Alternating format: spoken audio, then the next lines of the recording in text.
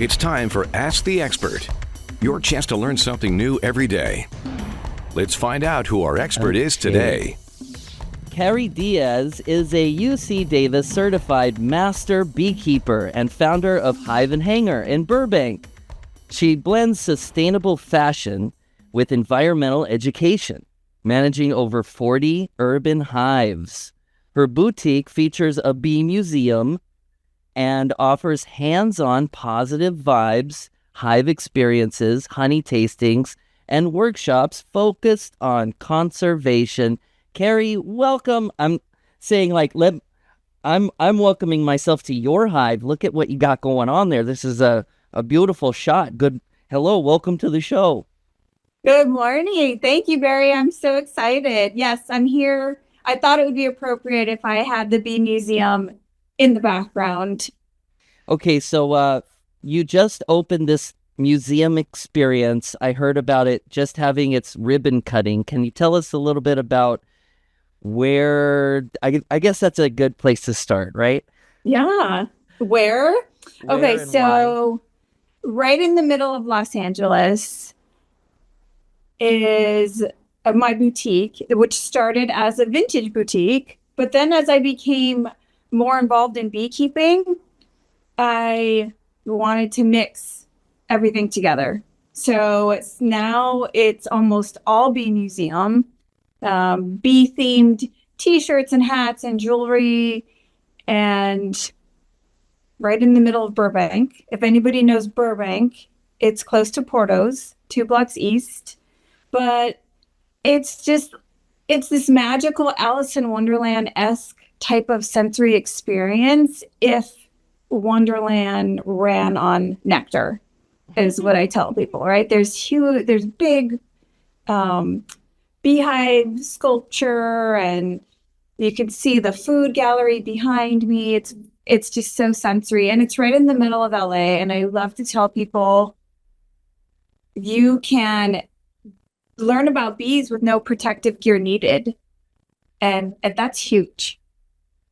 Right, because up here in Ventura County, a lot of our industry is agricultural based, and every acreage has a beehive. A bunch of them white boxes you see stacked up. Sometimes you see them on the side of the freeway, right next to the raspberries and stuff.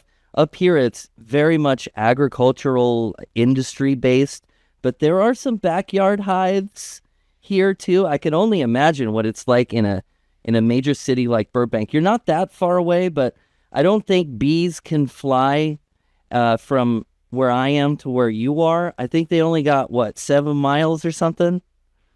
3 to 5. 3 to 5. Yeah. Right. So how is the life? Well, first off, how did you get your start being a master beekeeper? That takes some credentials, and I see UC Davis on your list. So how did you get your start in the world of bee? I got my start in the world of bees by taking one of those Get Into the Hive Beekeeper Experience years ago. And as you know, once I lifted that lid, my whole life changed. I never looked back. I just kept going, kept studying. And now, like you said, I'm a master beekeeper, certified with UC Davis, number 38 in California through their program. And it just, it's a purpose-driven life, and it fills me with so much purpose and joy to be able to give these honeybees a voice that they wouldn't otherwise have. Now, I'm sure that people call you a lot, Carrie Diaz, about swarms, right? Do they call you a lot? Because usually once you get into the hearts and minds of people about you being the bee lover, you probably get a lot of questions about bees, but probably a lot of people saying, hey, what do I do about this swarm? Does that happen? I do. You does? I do. Once they know you're the go-to person, yeah, you get these questions. And with swarms, I tell them 2 things. One is throughout history, swarms have actually been a symbol of good luck throughout many cultures, which that's part of what I teach in the Bee Museum, is to push the perspective of what we think we know about honeybees in an urban environment. And part of that is their reverence throughout history. And a swarm has been a symbol of good luck because it's a symbol of growth, nature's way of producing more of these honeybees, which we need for our food security. And so I just tell people, well, that's a good sign, for one. And that means that the bees are healthy. They need more space. And for the most part, they'll be gone in 48 hours. They're just taking a pit stop between their old digs and their new digs. They left the one apartment they know. And it's funny, I tell people they already know where they're going. And then that's an opportunity for me to talk about this magic that happens inside the hive that people just don't know about, right? They sent scout bees out. Those scout bees came back. They shared the information with this dance that they do, and they voted, right? They voted as a collective. They came to an agreement on where they were going to move before they moved. So they already have this plan, and you're lucky that you get to see this in action, right? So it's this dialogue coming from someone who knows about bees on a science level, but then is able to communicate that love and reverence and respect and knowledge to someone that just walks in. And my hope is that then they're changed forever, and it's a ripple effect to more and more people, this, because then they know about it. And they're like, hey, yeah, it's swarm, but did you know? Right? Yeah. Carrie Diaz, is there a middle land between bee fanatic and knowing nothing about bees? I don't think there is. I think once you, like you said, pop off that lid, or even see like a little bit about the life of a bee, you can't help but be hooked at it. At just the life cycle of the bee and what it does. So you're down there in Burbank, CarrieDiaz.com with 3 Z's. I love what you did with that. CarrieDiaz.com. That's awesome. The voice for the honeybee. And so you're in a large metropolitan populated area. There's an airport there. There's not a lot of places for the bee to do what the bee does. So what sets you apart as a as a beekeeper in a big area? What sets me apart? I have that prefix to my title as urban beekeeper, urban master beekeeper. And to me, that means my experience is, like you said, finding those spaces in an urban area and taking care of those bees in an urban area. What that looks like is rooftops of apartment buildings, rooftops 22 stories up of office buildings, parking lots of the shopping malls, these hidden little places that we have to take advantage of because we don't have those big wide open spaces in the city, but we still need places to house the bees. So that's the difference for me. Yeah, it's very interesting where you have to squeeze in all of these hives in places that don't have acreages like Ventura County. Every time you see a lot of land up here in Ventura County become a parking lot, that's one less pit stop for our sweetie honeybees that are running around pollinating things. And they're needed everywhere. Now, Carrie Diaz is with us. She's our expert today. And if you have a question for the expert, you can call or text 833-346-4626. That's 833-346-4626. Or Carrie, I'm sure you have a direct line. You have a place people can come to. It's right there in Burbank on Magnolia. It's Hive Hangar. But if they have any questions, what's the best way to reach you? I have an email. It's burbankbeekeeper@gmail.com. And I check that pretty regularly. It's pretty straightforward. I'm the burbankbeekeeper@gmail.com. And my Instagram is Hive Hangar. So Hive Hangar. You can check everything out. Okay, so the wonderful world of the bee. My favorite tip, my favorite thing to say after you tell everybody everything you know about the bee is, and they do all of this in the pitch black. Oh, right. Inside the hive. All of those things that you said they did, the dance, the smells, the agreements, they're all doing that in the dark. In the dark. In the dark, while they are keeping it exactly at, 92 to 95 degrees, while they're making honey, while they're storing pollen, while all these things, in the dark. It's insane.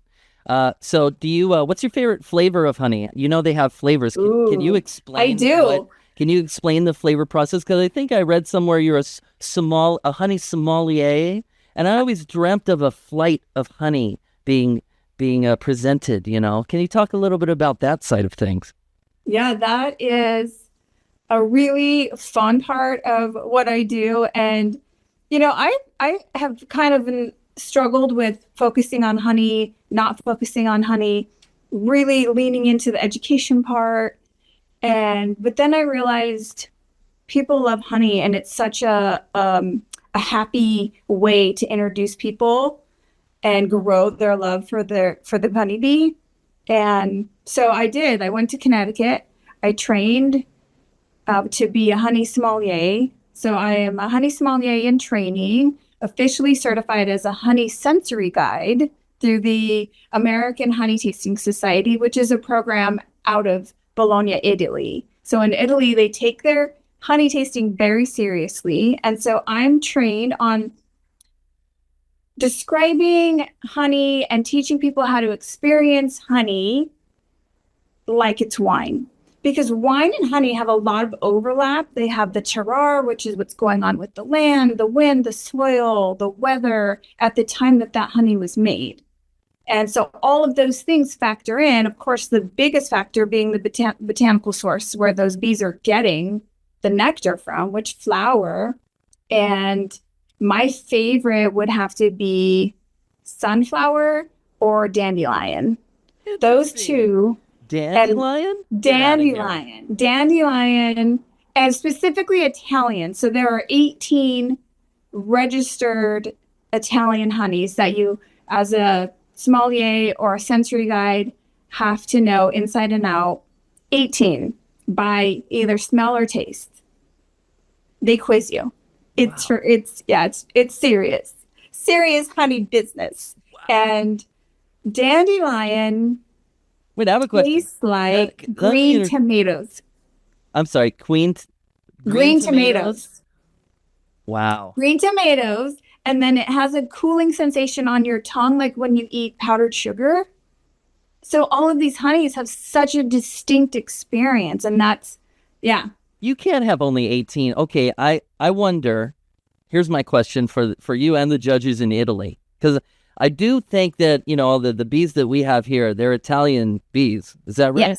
Yes. So it all stems back to Italy, but 18 seems like a small number. Do they have avocados in Italy? Because that is a whole other flavor. Is that your favorite? Well, it's what we have a lot of up here in Ventura County. A lot of lemon, a lot of avocado, and we explain the difference between light and dark honey, but we don't get as deep as, wow, you really went there with that. You went off the deep end with the sommelier. So it brings smiles to faces, I'm sure. But do you like blowing minds of people not knowing, the difference between store-bought honey that's a mix of like 3 different continents of honey opposed to local honey? Like, what's your favorite part about being a sommelier?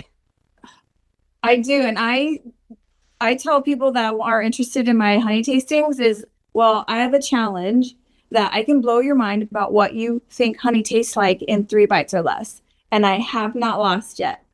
So that is the challenge that I pose to people. My favorite part about teaching people about honey is circling back to the respect and the love for the honeybee and teaching them that part of it is in the museum, a visual of how many honeybees it takes their lifetime of working to make 1 teaspoon.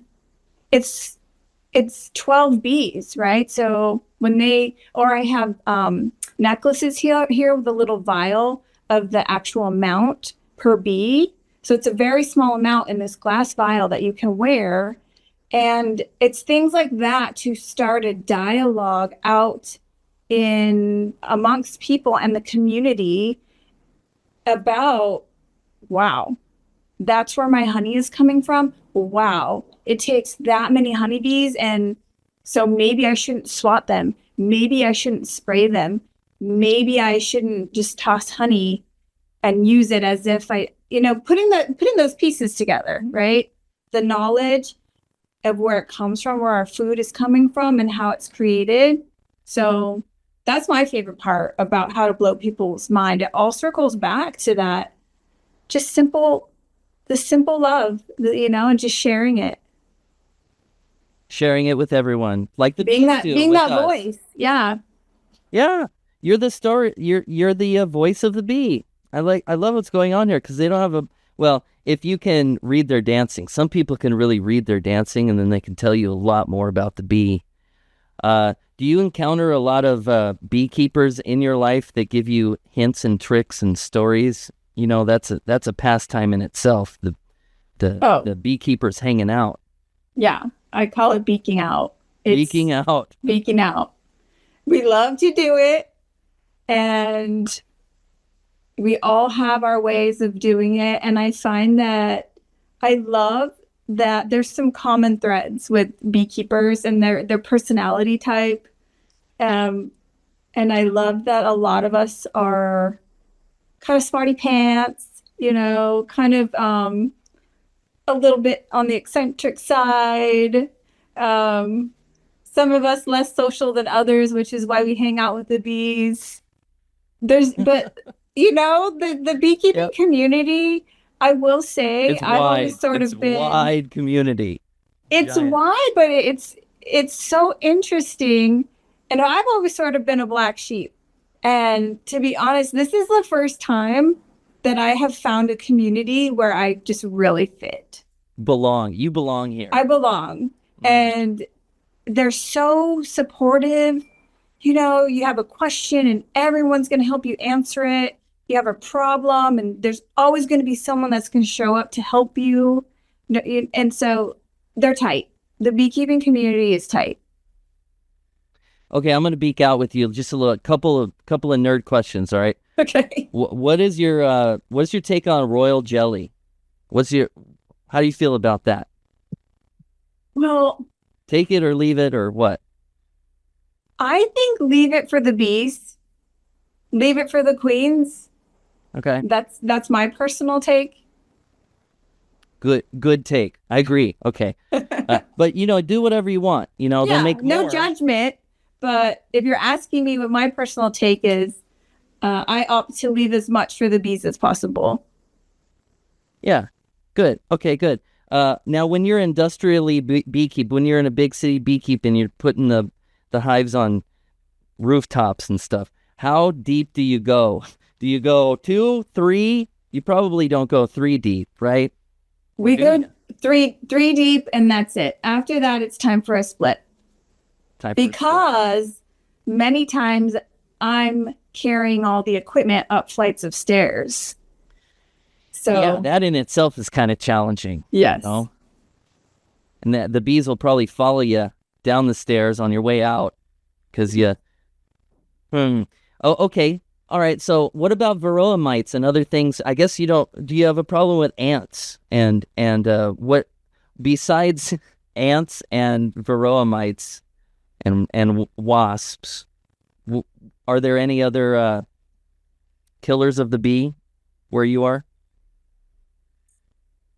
Pesticide. I'd come across dead outs. Pesticide. Yeah. Yeah, you get just those heaps of piles of dead bees in front of the hive. In the urban environment, people are spraying the lawns and the manicured landscaping around the buildings, and so that's right on up there with varroa. Pesticides. Okay, what about temperament? Do you have any control over temperament, or do you just let them? How does that work? I don't want to use the A word, but do you Right. have those? We do. We do. Yeah. And I have to be, that's actually something that's a priority when you're in an urban environment because you've got, it's just full of people. And so you have to be, as a beekeeper, really on top of your beekeeping to manage that temperament and manage what's going on with the population and the cycle of the queens in there to make sure that their temperament stays chill and happy vibes. And yeah, because, you've got people walking by constantly and, you're right in the middle of the city. So they don't have the luxury of miles and miles around, and the bees can be moody every day if they want. So yeah, you got to keep an eye on that. In my opinion, they're kind of like pigs. Like you can domesticate a pig, you can come and hang out and pet a pig. That pig will still probably bite you, Right. And then there's them wild boars out there that are just like, they'll go after you, Sort of like the same kind of culture. Yeah. And, but part of, again, being that voice and pushing the perspective is educating people that personifying the honeybee. There is a lot of overlap between honeybees and people, right? They have different characters. Some are lazier than others. Some are busy, some are curious, but they also have mood changes. And it depends on what's going on with the weather. Maybe there's construction that's, they've been vibrating the hive like for 2 days. That would make me grumpy. So yeah, they have moods just like people do. And the more that I'm able to personify them, that's like a magic sweet spot for people then to get on board to protect the pollinators. They're like, oh yeah, they're like people. They all have their own personalities, each one of them. Well, Carrie Diaz, thank you for spending time. What'd you call it? Nerding out? No. Beaking out. Beaking out. Have you ever encountered a beekeeper that never wears a veil or anything and dumps bees on their head? One of those? Not on purpose. Not on. I have had bees dumped on my head trying to remove a swarm, and my beekeeper partner shook the tree, and trying to get it in the box. Good. But so not on purpose. I haven't met a beekeeper in person that doesn't at least wear the veil. Oh, let me introduce you to this guy, Bob. Yes. He's been doing it so many years that he knows. They know. It's nice. Beekeeping's fun. I encourage everyone, as you do, Carrie, I'm sure, encourage everyone to get started, but know when it's not going to work for you and get out. Okay? Or no beekeeping equipment needed. Come to the museum and learn all about bees and, take some workshops, and no protective gear needed. No fear factor either. Now, can you just hop on by the Hive Hangar and, or do you have to make an appointment for a tour? How does the museum work? It's, it's just me. So I try to have it open every day. But if I take appointments too, because I know it can be frustrating. You don't want to show up and have it be closed because it is just me. And sometimes I get called out to go help the bees. So yeah, you never know when that happens, Yeah. Email, DM on Instagram, make an appointment. Or I try to be really good about the little note section on Instagram, whether like we're open or not for that day. Okay. And on Instagram, it's Hive and Hangar. Hive and Hangar. Hive and Hangar. Or you can contact Carrie at burbankbeekeeper@gmail.com. Burbank Beekeeper. That's a great, that's an easy one to remember, Carrie. That's awesome. Well, please keep us posted. What's the next step for you? What's the future hold for the whole thing? Oh, I love that question. I love looking to the future when it comes to bees. I'm going to So right now I am actively seeking sponsors and grants to keep this museum free to the public, which is very expensive to do in the middle of Los Angeles. So that is the future. I just got named IKEA Burbank 2026 Sustainability Partner for Earth Day. So I'm going to continue to generate that kind of buzz and support in the neighborhood. And I've got my eye on being a TEDx speaker to just keep educating and generating this love for the honeybee. The more love we have, the more protection we can advocate for and get those next gen eco leaders. I work a lot with the Girl Scouts, so I'll keep going with that too. I love that. CarrieDiaz.com with 3 Ds.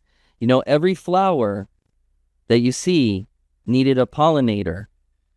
And it's a bee, but it's also all the other things that fly. So next time you see a little thing flying around, think of that flower that it's headed to. And if it's a bee, leave her alone. She knows what she's doing, all right? Try not to smell like a flower. Try not to smell like a flower or coffee. She's on her way to pollinate your coffee plant. Right. All right, Carrie, thanks for being our expert today. Thanks, Barry. Oh, man, that was so cool, man.